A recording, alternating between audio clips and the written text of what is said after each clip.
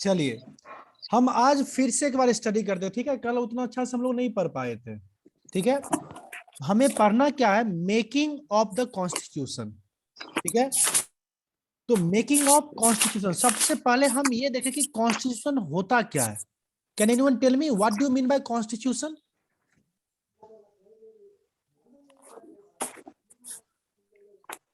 Yes Sachin. So it is just a set of rules, sir, in which. मान लो बेटा No, sir. कि सचिन तुम हो, ठीक है। तुम कुछ set of rule Yes, sir. ठीक है, तुम कुछ सेट ऑफ रूल बनाया। क्या मैं इस सेट ऑफ रूल्स को कॉन्स्टिट्यूशन बोल दूंगा? No, sir. सिर्फ इतना कहना कि constitution is the set of rule is not sufficient. The rule and law. Rule and law, देखो बेटा, set of rules that was followed by the people they are living inside the boundaries. एक ऐसा set of rules जो क्या हो, उस society में रहने वाले हर लोगों के द्वारा फॉलो किया जाना चाहिए, उसी को हम लोग क्या बोलते हैं, कॉन्स्टिट्यूशन। सपोज करो कि आप एक सेट ऑफ रूल तो बना दिए, लेकिन अगर उसको उस सोसाइटी में रहने वाले लोग फॉलो ही नहीं करते हैं, क्या मैं उसको कॉन्स्टिट्यूशन बोलूंगा? No, sir. कभी नहीं बोलूंगा। तो कॉन्स्टिट्यूशन होने के लिए हाँ सेट ऑफ रूल होना है, क्योंकि कॉन्स्टिट्यूशन क्या होता है, सेट ऑफ रूल होता है। At the same time this set of rules are also followed by the people of that society. It is clear? Aryan, Yes, sir. if someone asks you that what is the constitution, then what will be your answer? Your answer will be constitution is the set of rules that are followed by the people living in that society. Is clear? Please Yes, write sir. it, be fast. Constitution is the set of rules that followed by the people living in that society. It is clear? Yes, sir. Suppose Yes, sir. करो India है, ठीक है।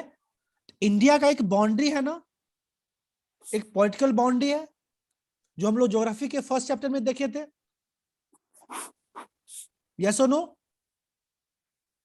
Yes, sir. Yes sir. Yes, sir. अब ये boundary है, अब क्या है, एक सेट ऑफ रूल बनाया गया, ठीक है। और इस सेट ऑफ रूल्स को इस इंडिया के टेरिटरी में रहने वाले हर लोग क्या करेंगे, फॉलो करेंगे। तो ये जो सेट ऑफ रूल है जिसको इंडिया के बाउंड्री के अंदर में रहने वाले हर लोग फॉलो कर रहे हैं, ये क्या कहलाएगा, constitution of India. India. It is clear? Yes, sir. Yes, चलो sir. अब मॉडर्न वर्ल्ड में तुमको दो टाइप की कॉन्स्टिट्यूशन देखने को मिलेंगे। कितने टाइप के कॉन्स्टिट्यूशन देखने को मिलेंगे? दो. In modern Right. world, you will find two type of the constitution.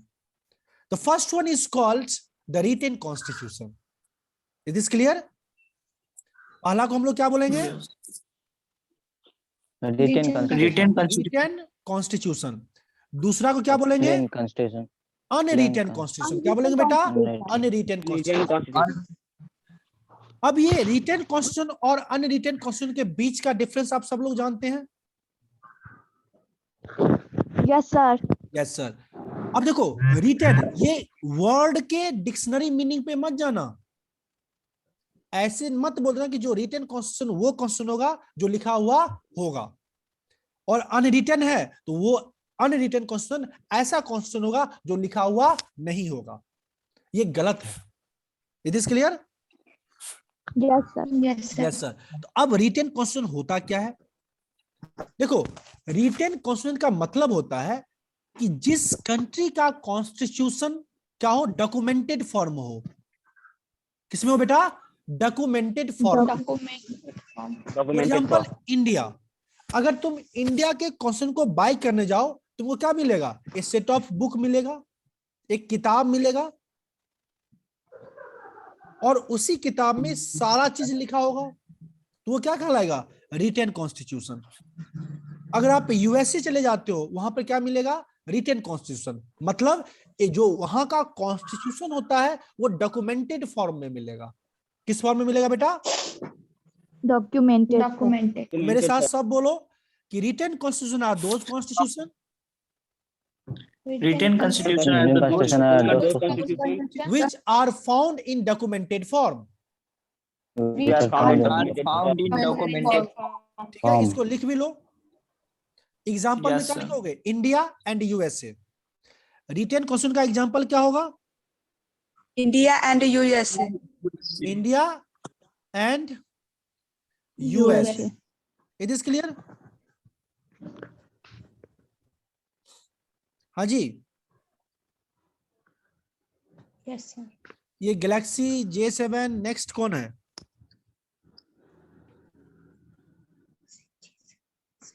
Sir मुस्कान जल्दी जल्दी में यही करती है। अच्छा, बात समझ में आ गया? Yes sir. Yes sir. अब क्या होता है बेटा? Unwritten constitution.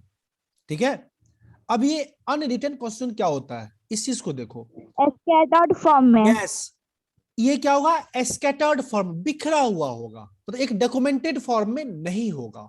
फॉर एग्जांपल, अगर आप ब्रिटेन जाते हो, वहां पे क्या देखोगे? अगर किसी ब्रिटेन के लोग को बोलेगा, तुम जाके बोलोगे कि प्लीज आप मुझे अपना कॉन्स्टिट्यूशन दें, वो आपको इस तरह का एक बुक नहीं देगा। वो कभी ये बुक दे पाएगा? No sir. नहीं देगा। वो आपको क्या बोलेगा? भाई लाइब्रेरी चलो। कहाँ चलो? लाइब्रेरी। और पूरे लाइब्रेरी दिखा के बोलेगा यही ब्रिटेन का कॉन्स्टिट्यूशन है। इसका मतलब क्या है कि ब्रिटेन का जो कॉन्स्टिट्यूशन वो कैसा है? स्कैटर्ड फॉर्म में है। कैसा है बेटा? स्कैटर्ड। और जब कहीं का कॉन्स्टिट्यूशन स्कैटर्ड फॉर्म में हो उसको हम लोग क्या बोलते हैं? Unwritten constitution. क्या बोलते हैं बेटा? Unwritten constitution. बात समझ में आया? Yes, sir. अब देखो कि कॉन्स्टिट्यूशन की नीड क्यों पड़ी। आप चले जाओ मोनार्कियल फॉर्म ऑफ गवर्नमेंट में, और एक चीज बताओ, क्या मोनार्कियल फॉर्म ऑफ गवर्नमेंट में कहीं पे कॉन्स्टिट्यूशन की जरूरत थी? No, sir. नहीं नो थी। सर। क्यों नहीं थी? क्योंकि मोनार्कियल फॉर्म ऑफ गवर्नमेंट में क्या था? एग्जीक्यूटिव, लेजिस्लेटिव और जुडिशरी, तीनों एक ही आदमी के पास जो पावर होता है कॉन्सेंट्रेट किया हुआ था। एम आई राइट और नॉट? Yes, sir. जो राजा होता था, जो किंग होता था, वही क्या होता था? वही एग्जीक्यूटिव होता था, वही लेजिस्लेचर होता था, वही जुडिशियरी भी होता था। होता था कि नहीं होता था? Yes, sir. होता था। और हम लोग क्या जानते हैं कि जो किंग बोल देता था वही क्या होता था? सही होता था। यस Yes, उसको sir. कोई क्वेश्चन एराइज नहीं sir. करता था। तो जब जो Yes, किंग बोल sir. दिया, अब जो किंग बोल दिया, क्या वहां पे किसी प्रकार के कॉन्स्टिट्यूशन का जरूरत है? No No, sir. sir. नहीं है। सर। ठीक है, क्योंकि वहां पे पावर का डिवीजन ही नहीं था। जब पावर का डिवीजन ही नहीं होगा तो क्या वहां पे कॉन्फ्लिक्ट होगा? नहीं होगा। सर। तो जो वहां का किंग बोलेगा वही सही है। लेकिन जब तुम डेमोक्रेसी में आते हो, डेमोक्रेसी में क्या देखोगे कि डिवीजन ऑफ पावर। जैसे देखो, एक्सिक्यूटिव का काम होता है only to execute the law, legislation का काम क्या होता है? Only to legislate the law, judicial का काम क्या होता है? दो काम करता है। एक काम क्या करता है? टू इंटरप्रिटेट द कॉन्स्टिट्यूशन, और दूसरा काम क्या करता है? जज, लीगल जजमेंट का। यस और no? Yes, sir. Yes sir. Yes, sir. क्या है? फंक्शन का डिवीजन है ना? फंक्शन का डिवीजन है कि नहीं है? Yes, sir. है। अब देखो, सेंटर है, स्टेट है, दोनों के अलग अलग पावर होते हैं। Yes, sir. होते हैं ना? Yes, sir. होते हैं। चलिए अब एक चीज बताइए, अगर मानिए कि इंडिया में कॉन्स्टिट्यूशन नहीं होता तो क्या होता? कभी लेजिस्लेटिव एक्सिक्यूटिव के अंदर घुसने का प्रयास करता, कभी जुडिशियरी एक्सिक्यूटिव के वर्क में घुसने का प्रयास करता, कभी जुडिशरी लेजिस्लेचर के वर्क में घुसने का प्रयास करता। क्या तीनों के बीच में कॉन्फ्लिक्ट नहीं होता? होता है, सर. लेकिन क्या ये होता कॉन्फ्लिक्ट सर। हो रहा है? No, sir. नो नहीं। क्यों? क्योंकि इन तीनों का जो वर्क है, फंक्शन है, पावर है, सब कहां पे लिमिट कर दिया गया? किसके द्वारा? By the constitution. It is clear? Yes, sir. Yes. जैसे सेंटर और स्टेट क्या करता? सेंटर स्टेट को खत्म कर देता, स्टेट सेंटर को खत्म करने का प्रयास करता, सब एक दूसरे के पावर लॉ मेकिंग प्रोसेस में घुसने का प्रयास करता है कि नहीं करता? लेकिन क्या ये हो पा रहा है? नहीं हो पा रहा है। क्यों? क्योंकि कॉन्स्टिट्यूशन के द्वारा क्या है, सेंटर और स्टेट का पावर का डिवीजन किया हुआ है। तो याद रखना, जो जो एक्सिक्यूटिव है, जो गवर्नमेंट के बॉडी है, उसके पावर को लिमिट किया गया किसके द्वारा? बाय द कॉन्स्टिट्यूशन के द्वारा। It is clear? Yes yes sir. Yes sir. अब देखो, हम आम लोग Yes, भी sir. हैं, हम आम जो कॉमन सिटीजन है, अब हमारा भी क्या पावर है? क्या हम कर सकते हैं? क्या गलत कर सकते हैं? क्या सही कर सकते हैं? हमारे भी पावर को कौन लिमिट कर रहा है? कॉन्स्टिट्यूशन। यस और no? Yes, Yes, sir. sir. तो क्या इस कारण से कॉन्स्टिट्यूशन की आवश्यकता है कि नहीं है? Yes, sir. है ना? Yes, sir. तो अब देखते हैं कि जब हमारा फ्रीडम स्ट्रगल चल रहा था, क्या चल रहा था बेटा? फ्रीडम स्ट्रगल मूवमेंट चल रहा था। तो 1935 में, कब बेटा? 1935 में, ठीक है, क्या आया? गवर्नमेंट ऑफ इंडिया एक्ट आया। ठीक है, क्या है बेटा? गवर्नमेंट ऑफ इंडिया एक्ट आया। बात समझ में आई? Yes sir. Yes, sir. अब इस गवर्नमेंट ऑफ इंडिया एक्ट का प्रोविजन क्या था? यहां पर क्या किया गया कि एक प्रोविजनल प्रोविंस का एस्टेब्लिशमेंट किया गया, जो लेजिस्लेटिव पावर है। ठीक है, पहला काम क्या गया? डिवीजन ऑफ पावर किया गया या सेपरेशन ऑफ पावर किया गया। डिवीजन ऑफ लेजिस्लेटिव पावर किया गया किसके बीच में? फेडरल गवर्नमेंट और प्रोविंशियल गवर्नमेंट के बीच में। बात समझ में आई? अरे फेडरल गवर्नमेंट वही सेंट्रल गवर्नमेंट को बोलते हैं, और प्रोविंशियल गवर्नमेंट हम लोग स्टेट गवर्नमेंट को बोलते हैं। बात समझ में आई कि नहीं? Yes, sir. ये Yes, sir. अर्नब, Sir. ये राइटिंग तुमको बहुत अच्छा समझ में आता होगा ना? आ रहा है। ठीक है, तो गवर्नमेंट ऑफ इंडिया एक्ट में क्या किया गया? डिवीजन ऑफ पावर किया गया किसके बीच में?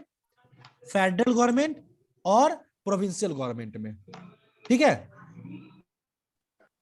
और ये जो प्रोविंशियल गवर्नमेंट है, देखो, लेकिन रियल पावर ऑफ डिवीजन नहीं किया गया था।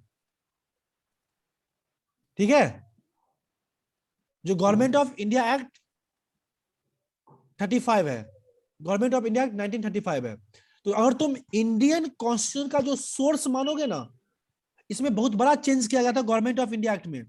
ठीक है, तो इंडियन कॉन्स्टिट्यूशन का अगर जो मेन सोर्स मानोगे, वो क्या है? Government of India Act 1935। बात समझ में आई?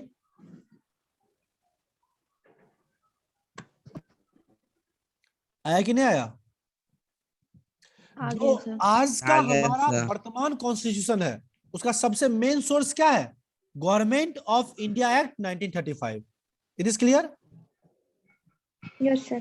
क्लियर है। Yes sir. अब देखो, ये कॉन्स्टिट्यूशन इंडिया में कैसे बना, उसका क्या पाथ रहा है, उसको हम लोग स्टडी करते हैं। तो कल मैं आपको बताया था 1934, इस गवर्नमेंट ऑफ इंडिया एक्ट 1935 से एक साल पहले चलते हैं और कहां आते हैं? 1934 में। और इस 1934 में क्या हुआ? एक कम्युनिस्ट लीडर थे। कौन थे बेटा?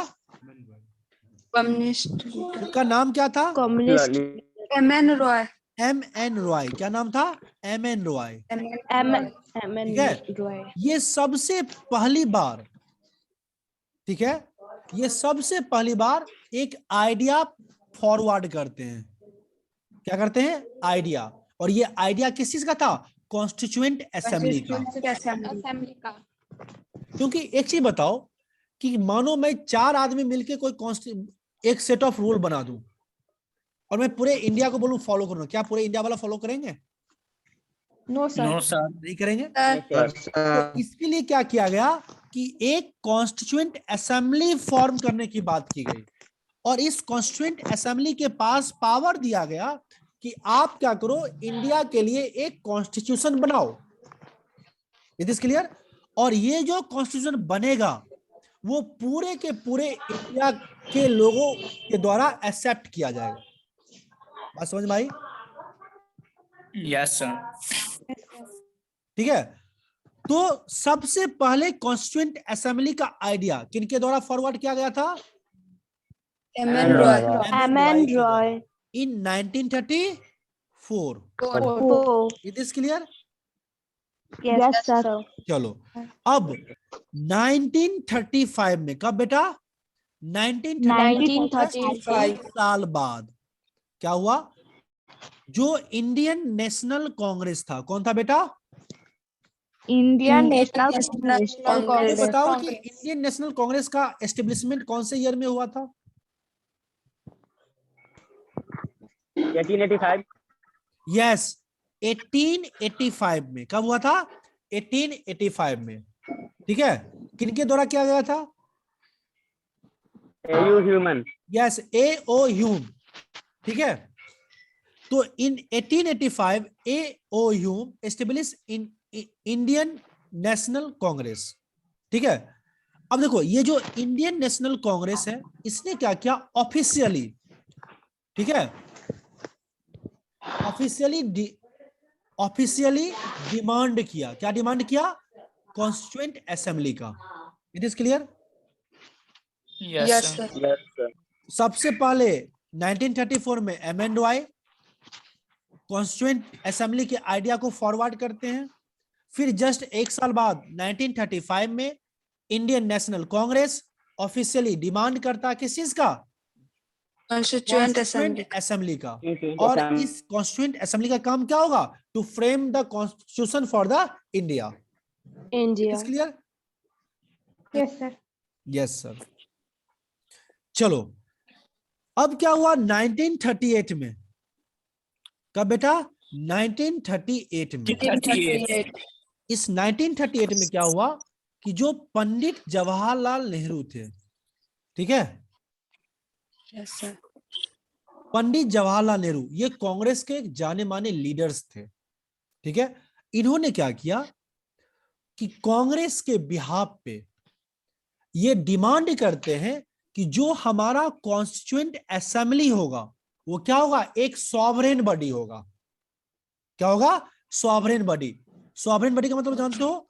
जो किसी एक्सटर्नल एजेंसी या किसी एक्सटर्नल कंट्री के इन्फ्लुएंस में वर्क नहीं करेगा। It is clear?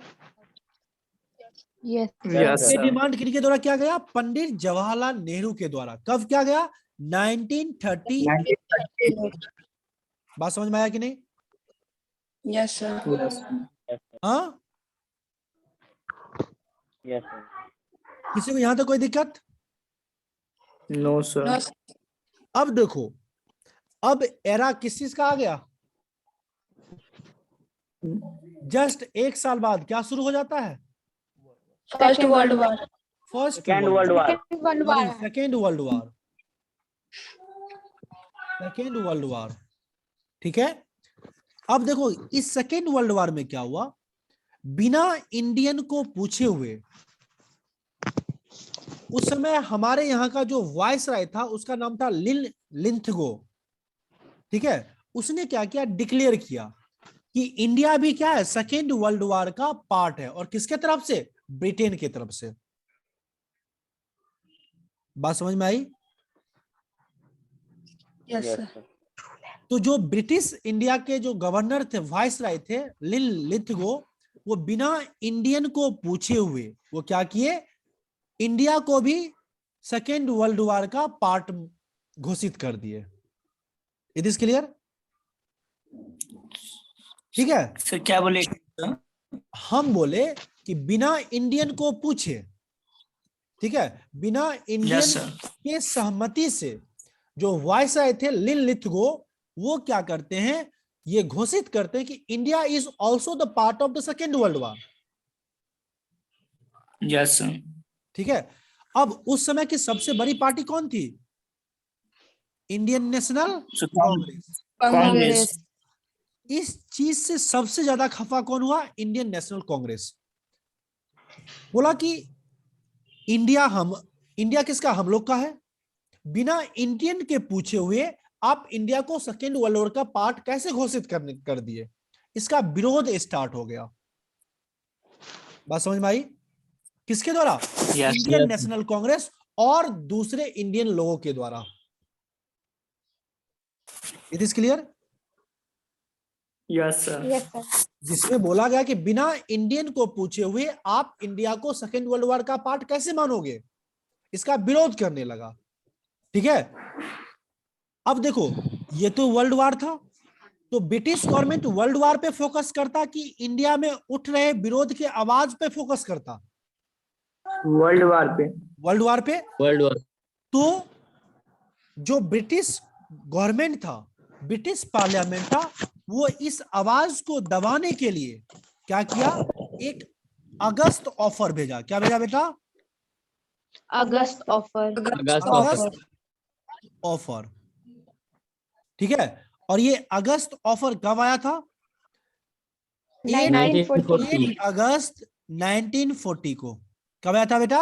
8 अगस्त 1940। 1940। और इस अगस्त ऑफर का मेन उद्देश्य, एम क्या था? कि जो इंडियन नेशनल कांग्रेस और जो दूसरे जो पार्टी हैं इंडिया में जो इस चीज का विरोध कर रहे हैं, उनको शांत करने का प्रयास किया गया इस अगस्त ऑफर के द्वारा, जो कब आया था? 8 अगस्त 1940 को। बात समझ में आई कि नहीं? यस। यस सर, आ गया। आ गया। अब देखो इस अगस्त ऑफर में था क्या? अब देखो 1934 से ही इंडिया में किस चीज का डिमांड हो रहा था? Constituent assembly. और 1935 से इंडियन नेशनल कांग्रेस भी ये डिमांड करना स्टार्ट कर दिया। Yes sir. Yes sir. तो जो अगस्त ऑफर में सिर्फ इस चीज को एक्सेप्ट किया कि हाँ हम एक कॉन्स्टिट्यूएंट असेंबली बनाएंगे। बात समझ में आया? जिसका काम Yes, क्या sir. होगा? To frame the constitution of India. It is clear? Yes sir. अभी देखो Yes, वो कॉन्स्टिट्यूएंट असेंबली कैसा होगा, कौन होंगे, ठीक है, इंडियन होंगे कि ब्रिटेन के भी लोग होंगे, इस पे कोई बात नहीं की गई थी। सिर्फ प्रिंसिपली एक्सेप्ट किया गया था अगस्त ऑफर के द्वारा कि हम इंडिया के लिए एक कॉन्स्टिट्यूएंट असेंबली बनाएंगे। अब वो कॉन्स्टिट्यूएंट असेंबली कैसा होगा, क्या होगा, इस पे कोई बात इस अगस्त ऑफर में नहीं की गई थी। बात समझ में आई? Yes sir. Yes sir. हाँ, तो आप हमेशा याद रखना कि 8 अगस्त 1940 को क्या आया था? अगस्त ऑफर। इसमें क्या बोला गया था? सिर्फ इतना बोला गया, हाँ जो आप लोग डिमांड कर रहे हैं कि एक कॉन्स्टिट्यूएंट असेंबली बनाना चाहिए जिसका काम क्या होगा? To form the constitution of India. ठीक है, हाँ हम आपके इस डिमांड को एक्सेप्ट करते हैं। सिर्फ एक्सेप्ट किया गया, यह नहीं बताया गया कि कब हम इस कॉन्स्टिट्यूएंट असेंबली को फ्रेम करेंगे। यह भी नहीं बताया गया इस कॉन्स्टिट्यूएंट असेंबली में कौन होगा, ठीक है, क्या स्ट्रक्चर होगा इस कॉन्स्टिट्यूएंट असेंबली का। ये सब के बारे में जानकारी इस अगस्त ऑफर में नहीं था। बात समझ में आया कि नहीं? Yes sir. Yes sir. अब क्या हुआ 1942 में, कब बेटा 1944, देखो अभी हम जिस एरा में चल रहे हैं, सेकेंड वर्ल्ड वॉर चालू है, बंद नहीं हुआ है, क्योंकि सेकेंड वर्ल्ड वॉर का कब से कब है 1939 से 1945 तक, 1945 ठीक है। तो 1942 में एक क्रिप्स मिशन आया, क्या आया? Cripps mission. क्रिप्स मिशन आया, ठीक है। और इस क्रिप्स मिशन में 3 मेंबर थे, कितने मेंबर थे? 3 मेंबर, 3 ठीक है। जो सबसे पहला मेंबर था उसका नाम था Stafford Cripps, sir Stafford Cripps, क्या नाम था बेटा? सर सर स्टेफोर्ड क्रिप्स, ठीक है। दूसरा का नाम था, उसका टाइटल था अलेक्जेंडर, क्या था? अलेक्जेंडर। और तीसरा का नाम था लॉरेंस, क्या नाम था? लॉरेंस। बात समझ में आई कि नहीं? Yes sir. ठीक है, तो याद रखना कि क्रिप्स मिशन कब आया था बेटा? 1942 में। अब इस क्रिप्स मिशन का जो चेयरमैन था, जो अध्यक्ष था, वो कौन था? सर स्टेफोर्ड क्रिप्स, जो कौन था? ब्रिटिश पार्लियामेंट के एक कैबिनेट थे। बात समझ में आया? और इसमें कितने मेंबर थे? 3 मेंबर थे, ठीक है। Yes sir. कौन कौन? क्रिप्स, अलेक्जेंडर, लॉरेंस, ठीक है। अब देखो अगस्त में जो इस बात को एक्सेप्ट किया गया था कि इंडिया के लिए एक कॉन्स्टिट्यूएंट असेंबली बनाएंगे, अब उसी के प्रपोजल को लेके ये लोग आए थे। बात समझ में आया? यस सर, मतलब कि इसमें प्रपोजल था ब्रिटिश पार्लियामेंट का कि जो इंडिपेंडेंट इंडिया होगा उसका कॉन्स्टिट्यूएंट असेंबली कैसा होगा, उसका प्रपोजल था। ये किसके द्वारा लाया गया था? कब आया था? 1942 में। किसके द्वारा? Stafford Cripps. इसमें 3 मेंबर थे जिसको हम लोग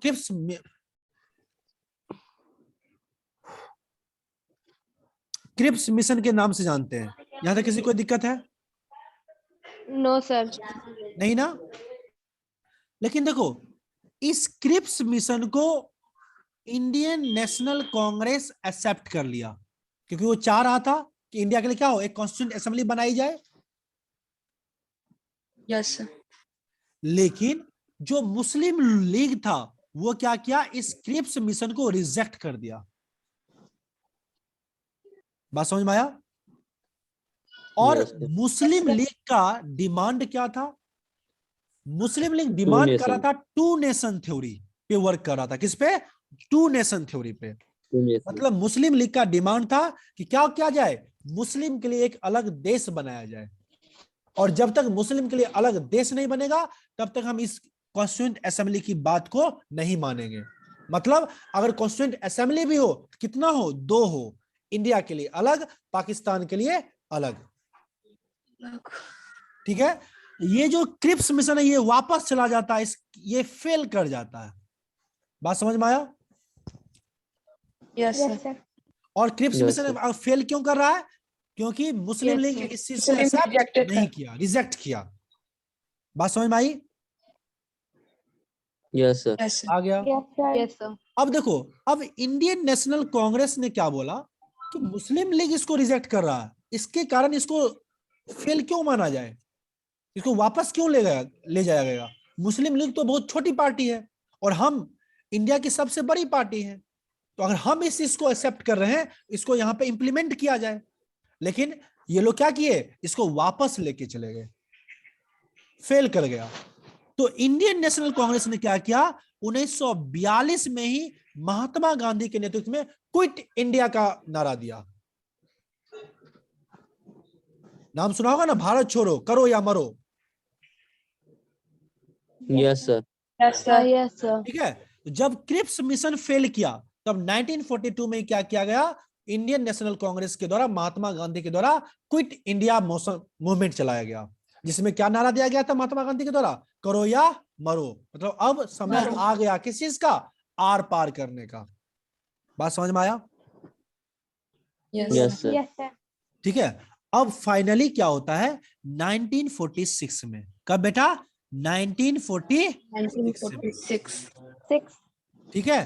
एक सेकेंड कैबिनेट मिशन प्लान आता है, क्या आता है सेकेंड कैबिनेट मिशन प्लान, क्या आता है बेटा second cabinet Second mission Cabinet Plan. Mission Plan. और इस सेकेंड कैबिनेट मिशन प्लान का प्रपोजल, ठीक है, ये सेकेंड कैबिनेट मिशन प्लान ये मुस्लिम लीग को भी क्या किया मना लिया, किस चीज में, इस कॉन्स्टिट्यूएंट असेंबली में पार्टिसिपेट करने के लिए। और किस चीज पे मनाया कि इलेक्शन होगा, इस इलेक्शन में आप भी पार्टिसिपेट करें। बात समझ में आया कि नहीं? Yes, sir. Yes, sir. तो याद रखना कि देखो अभी तक कहीं पर भी टू नेशन थ्योरी को एक्सेप्ट नहीं किया गया है। 1946 में जो सेकेंड कैबिनेट मिशन प्लान आया जिसमें कॉन्स्टिट्यूएंट असेंबली का प्रपोजल था, इसको मुस्लिम लीग को एक्सेप्ट करना पड़ा। किस चीज पे कि जो कॉन्स्टिट्यूएंट असेंबली का फॉर्मेशन होगा वो कैसे होगा, by the process of election, और इस इलेक्शन में आप पार्टिसिपेट करो। बात समझ में आई? अरे आया रे। Yes, sir. अब याद रखना कि Yes, sir, आ गया. सेकेंड कैबिनेट मिशन प्लान के ही तहत ये प्रपोजल था, और इस प्रपोजल में क्या क्या था कि जो इंडिया के लिए कॉन्स्टिट्यूएंट असेंबली होगा उसमें टोटल स्ट्रेंथ, जो टोटल स्ट्रेंथ है वो 389 होगा। कितना होगा बेटा 389। 389. मतलब ये, और ये किसके तहत किया गया था, सेकेंड कैबिनेट मिशन प्लान के तहत, क्योंकि उसी में ये प्रपोजल था कि कॉन्स्टिट्यूएंट असेंबली का जो टोटल स्ट्रेंथ होगा वो कितना होगा बेटा 389 होगा। कितना होगा 389। 389. बात समझ में आया? Yes, sir. अब इस 389 में जो सीट्स होंगे दो भाग में बटे होंगे, एक होगा प्रिंसली स्टेट, क्या होगा बेटा, दूसरा क्या होगा ब्रिटिश इंडिया, क्या होगा ब्रिटिश इंडिया। British India. और जो प्रिंसली स्टेट होंगे उसमें आपको 93 सीट्स होंगे, ठीक है। बात समझ में आई? Yes, sir. Yes, sir. अब बताओ 389 में से 93 सीट्स हो गए प्रिंसली स्टेट के, तो ब्रिटिश इंडिया के लिए कितना बचेगा 296। 6. बात समझ में आया कि नहीं? यस और नो? Yes, sir, आ गया. तो Yes, as Yes, per sir. the cabinet second cabinet mission plan, the total strength of the constituent assembly is 389. Okay. Sir. Out of these 389s, 93 seats belongs to the princely states and 296 seats belongs to the British India. It is clear? India. और ये Yes, सब बात yes, कहाँ sir. पे बताई गई थी, second cabinet mission plan में, जो कब आया था बेटा 1946 में। 6.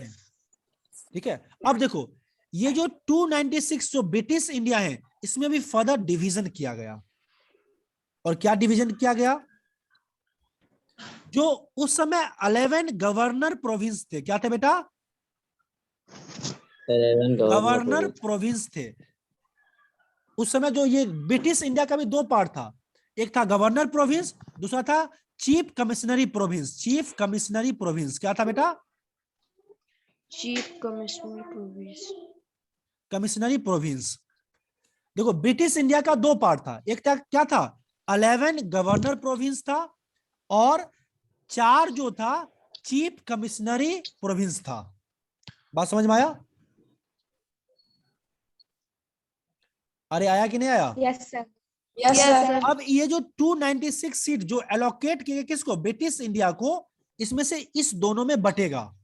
और याद रखना जो 292 सीट थे, कितने बेटा 296. 296 सीट एलोकेट किए गए किसके लिए, जो उस समय 11 गवर्नर प्रोविंस थे उसके लिए।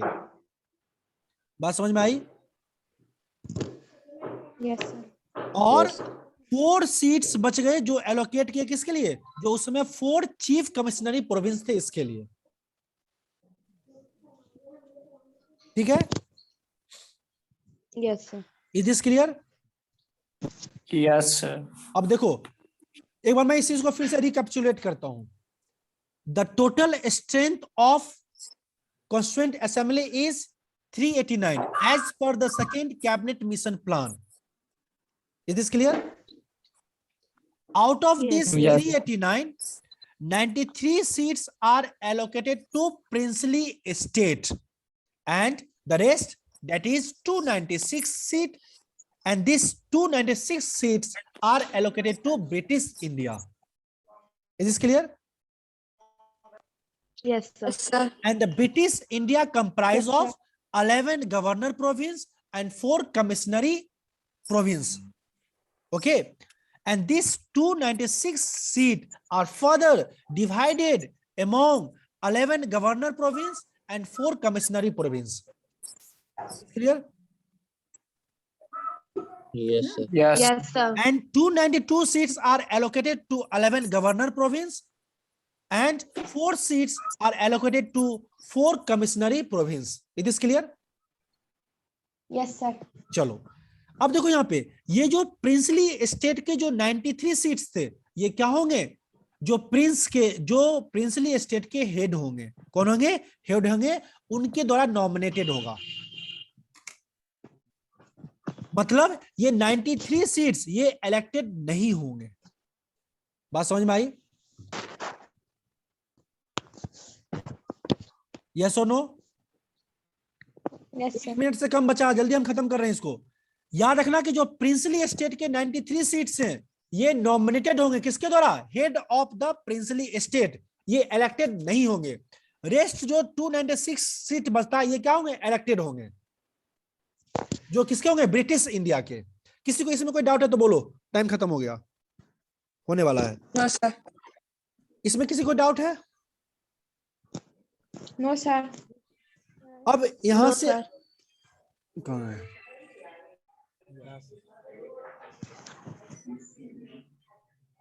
ठीक है, अब Yes, यहाँ sir. ये सारे प्रोविजन कहाँ किया गया था?